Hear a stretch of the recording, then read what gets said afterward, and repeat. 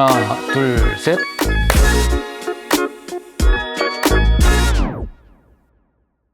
안녕하세요. 역사학자 오학영입니다. 역사에 관심이 있고 또 찾아서 공부하는 분들이 많으세요. 그래서 이 역사를 배워나가는 과정에 대한 안내는 여러 곳에서 배울 수 있습니다. 그런데 의외로 여러 가지 역사 공부를 할 때 빠지는 함정이나 오류는 생각보다 알려지지 않았습니다. 오늘은 그 얘기를 먼저 해보려고 합니다.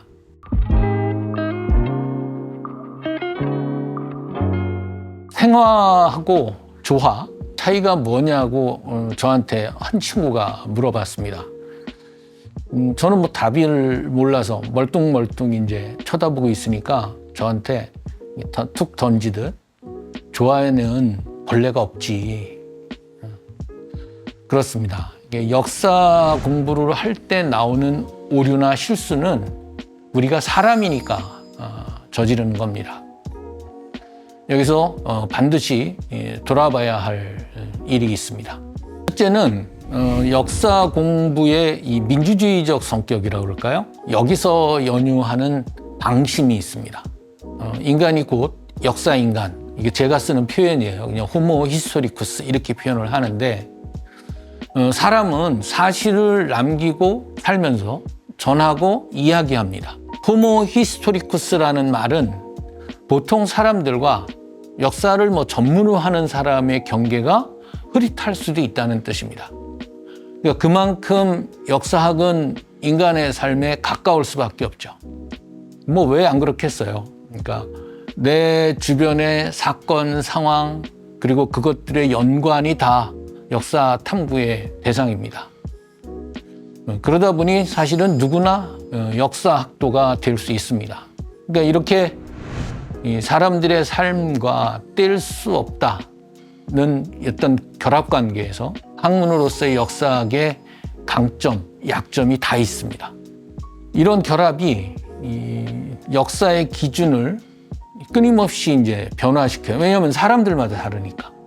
그리고 한편으로는 역사의 확실성을 위태롭게 합니다. 이게 확실성이란 말은 기억이나 기록이 갖는 확실성을 얘기합니다.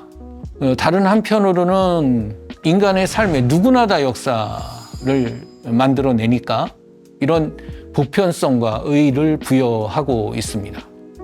앞에 얘기 드렸던 이런 약점과 강점이 있는데 이것을 약점을 덜어내고 강점으로 바꿔서 역사 공부를 좀 더 지혜롭고 정확하게 하는 것. 이것이 이제 흩어져 있는 흔적들을 하나하나 역사 자료로 바꾸는 일이죠.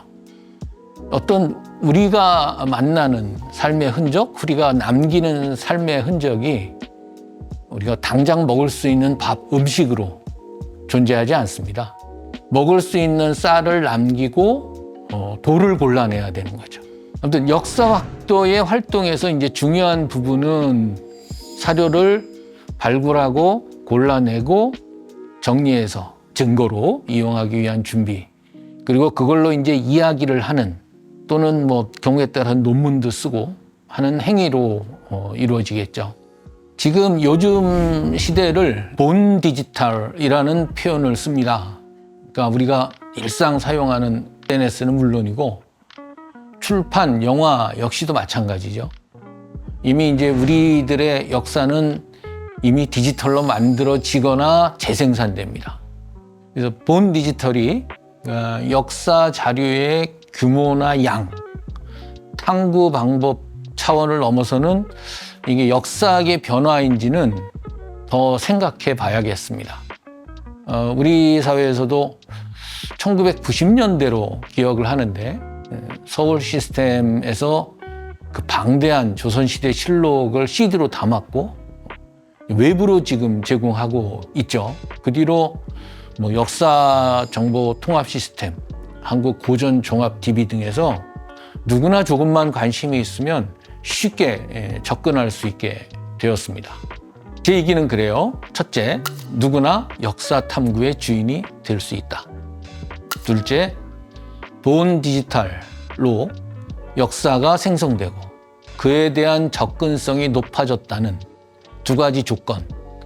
이게 우리가 최근 역사를 탐구할 때의 전제라고 얘기할 수 있습니다.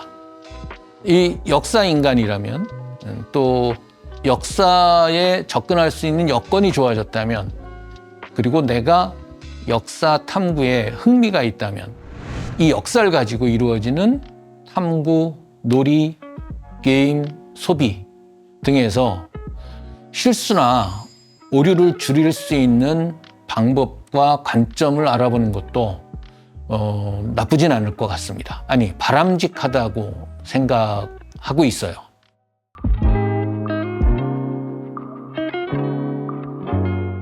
대부분 우리가 두 가지를 이해하지 못하는 데서 오류가 출발한다고 해도 과언이 아닙니다.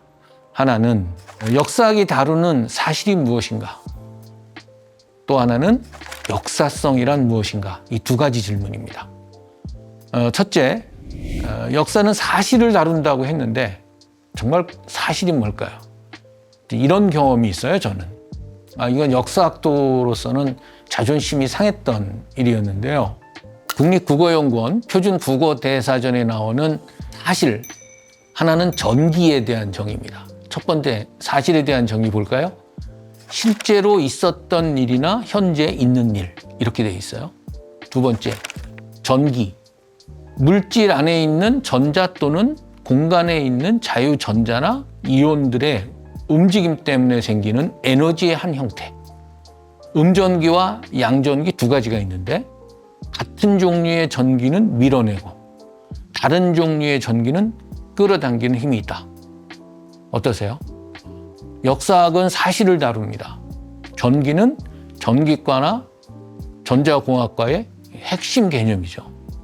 첫 번째, 역사학의 사실에 대한 정의를 보세요.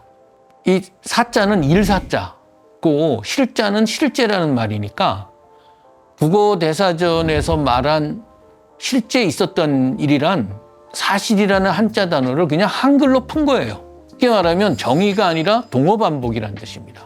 이건 정의가 아니에요.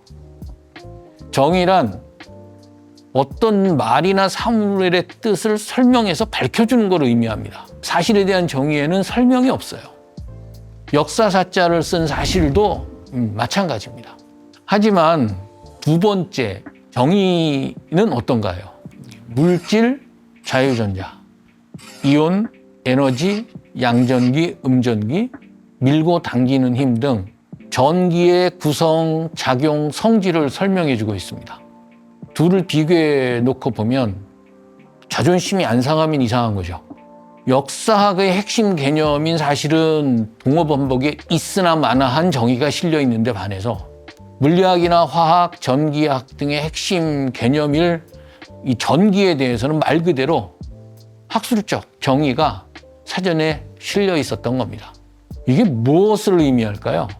싫지만 인정해야 할 것은 역사학과 다른 학문 영역의 수준 차이입니다. 개념과 그에 대한 정의는 학문 수준을 보여줍니다. 위 정의만 놓고 보자면 역사학은 학문의 ABC가 안 된 겁니다. 그러면 사실에 대한 개념 정의가 따로 있냐고 물은다면 네, 있습니다. 저는 이렇게 생각해요. 사실이란 시공간 속에서 이루어지는 인간의 활동 또는 그 결과로 구조, 의지, 우연의 세 요소로 구성되어 있다. 사실에서 구조를 고려하지 않으면 어떤 사태, 나아가 사회를 설명할 수 없습니다. 그래서 하면 된다. 자기 개발만 강조하는 경우가 있는데 이건 기만이죠. 그런데 구조만 고려하면 인간의 책임이라는 영역이 사라집니다.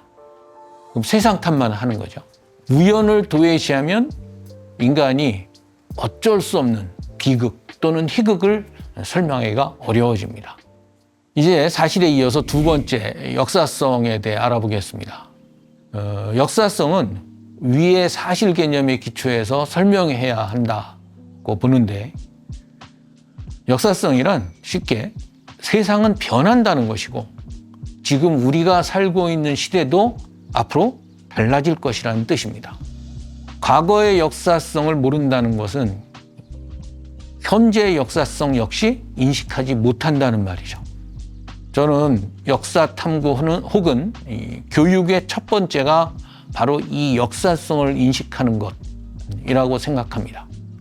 그래야 현재의 눈으로 과거를 재단하지 않고 현재의 문제 때문에 미래를 지레 좌절하지 않는다고 믿습니다. 이 훈련은 역사성이 가진 다음 세 측면을 통해서 수행할 수 있어요. 한번 예를 들어볼까요? 첫 번째, 조선시대의 농사와 현재 한국 21세기의 농사, 과거 제도와 공무원 시험, 상평 통보와 한국은행권, 과거의 역사사와 지금의 역사, 히스토리. 이는 현상적으로는 비슷한 것 같은데 시대에 따라 서로 다릅니다. 두 번째 보실까요? 왕과 대통령, 왕정과 가족제도, 편지와 카톡. 이것들은 현상적으로 다른 것 같은데 매우 구조적으로 비슷합니다. 세 번째, 농노, 섭덤이죠. 노동자, 귀양, 벌 받아서 귀양 가는 거요. 경운기, 농사 짓는. 그 다음에 조금 아까 살펴봤던 전기. 이거는 시대에 따라 있거나 없죠. 이 세 가지 역사성의 문제를 조선시대에 한번 살짝 적용시켜 볼게요. 지금도 농업은 산업이고 농민은 쌀을 생산합니다. 그런데 조선시대 농업은 자급자족을 위한 가족의 사용 가치를 위해서 생산했어요. 그러니까 남지 않게 다품종 소량 생산을 했던 거죠. 그러나 현재의 농업은 상품이고 교환 가치인 겁니다. 그래서 팔리지 않거나 수지가 맞지 않으면 우리가 가끔 미디어에서 보다시피 양파, 고추를 갈아엎는 거죠. 이렇게 정치, 제도, 신분, 음식, 문화 등을 시대의 맥락에서 탐구하는 것이 역사학입니다. 물론 역사학도 역사적입니다. 역사 탐구에서 나타나는 오류는 학습이나 학문 일반에서 나타나는 오류와 함께 역사, 즉 역사 탐구이기 때문에 나타나는 오류가 함께 있습니다. 거듭 말하지만 사실이 무엇인지, 역사성이 무엇인지만 정확히 인식하고 있어도 역사 탐구에서 나타나는 오류는 대부분 미리 방지할 수 있고 또 발견해낼 수 있습니다. 지금 제가 표를 하나 보여드리고 있어요. 그럼 세 범주로 되어 있습니다. 1범주는 사람이 살았던 흔적이자 기록입니다. 그러니까 SNS 문자나 편지, 실험 보고서, 공문서 이런 것들. 2범주는 이런 흔적을 자연스럽게 또는 목적을 가지고 다음 세대, 다른 사람에게 보존하거나 전달하는 일입니다. 예컨대 기록관, 아카이브나 박물관, 도서관 등이 있습니다. 3범주는 그렇게 보존, 전달된 흔적으로 과거를 연구하거나 어떤 응용한 프로그램이라고 그럴까요? 를 만드는 일이죠. 논문도 좋고 드라마, 게임 이런 게 있습니다. 이렇게 세 범주 모두 역사 활동 영역이고 전부 또는 일부가 역사 행위이자 역사 활동입니다. 지금 표에서 보신 것처럼 이 세 범주의 역사 활동을 말씀을 드렸어요. 이 세 가지 범주의 얘기를 제가 책으로 정리해 보았습니다. 그래서 1부, 2부, 3부. 제 1부, 역사가도 틀릴 수 있다. 사실의 오류죠. 그러니까 흔적을 남기는 영역에서 나타나는 오류입니다. 2부는 어떻게 믿을 수 있는 기억을 전할 것인가. 그래서 전하는 과정 속에서, 서술하는 과정 속에서 이 오류를 다루었습니다. 3부는 이걸 가지고 이야기할 때 이 오류로 해석의 오류를 잡았는데 당연히 역사 활동에서는 이 세 가지가 선명하게 구분되지는 않습니다. 이것은 설명하기 위한 하나의 방편입니다. 이렇게 따져 들어가면 이 과정에서 역사를 탐구하는 능력이 향상될 것이라고 믿습니다. 이번 시간에는 역사에서 사실이란 뭐고 역사성이란 무엇이고 그리고 역사를 탐구할 때 어떠한 오류들의 범주들이 있을 수 있나, 어떤 범주에서 역사의 오류가 있을 수 있나를 살펴보았습니다. 다음 시간에는 구체적으로 질문 몇 가지를 통해서 우리가 역사 탐구에서 만날 수 있는 오류나 왜곡을 알아보는 눈을 키워보도록 하겠습니다.